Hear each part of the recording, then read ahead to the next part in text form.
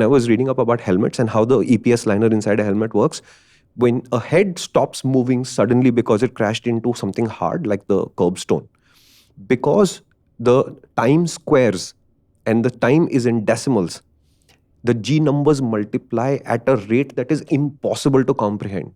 Okay, so a head coming to a stop suddenly like this can experience 6,000 Gs.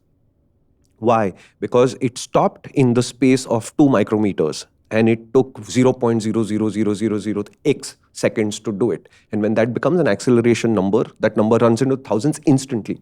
Correct. And what the EPS liner does, and to understand this, that thermocol inside your helmet, its job is to take that 0.001 meter of space that the head had to slow down and turn it into something like 0.3 meters.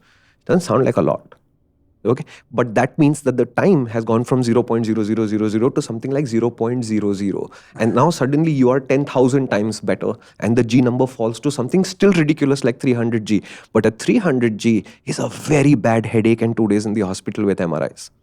Just to give you a funny parallel to this, they say jumping off an aeroplane doesn't kill you.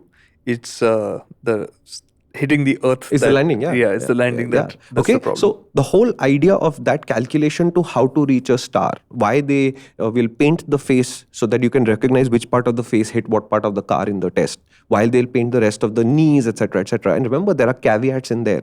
There is still no way to accurately measure abdominal injuries. So they can measure all the bony parts. So they can check out your face. Soft tissue. They can do the neck. They can do the chest where the ribs are. And the ribs are telling you what might happen to structures inside further. They built a fake spine made of rubber and steel or whatever to simulate what kind of injuries that would have. There is a pelvis. There is a femur. There is nothing for the abdomen yet. So the abdominal injury is a total guess. So first, remember, the process is trying very hard to figure out what's going on, but the process is not trying to prevent injuries. It is trying to say, how much will you be injured? And are these injuries survivable or not? And therefore, are they critical or not? Right? So let's assume that a human being can absorb a hard impact to his head. And there are no numbers for this. I'm guessing because I don't know the numbers. But if you look up, there's very, very serious numbers that will say, if you take a bone and put force like this, you'll put 500 units of force, the bone will snap. And at 300, it'll leave a contusion or whatever. There's like the human structure is understood in terms of strength. Okay. And again, these are standard structures. This may not apply to you directly. Okay. You might be stronger than this. You might be weaker than this. You might be larger than this standard human being, etc. So there's still a little bit of variation in that, but the basic numbers are known. And you might know that a head stopping against a wall at 30 G causes a headache. At 50 G, it causes a minor concussion. At 100 G, it's a mild concussion, but it might need medical treatment just to observe you for 24 hours or whatever. And this scale is known. And they're basically saying a 1-star car in the same crash might give you a concussion, whereas the 5-star car might be able to bring that down to a mild headache.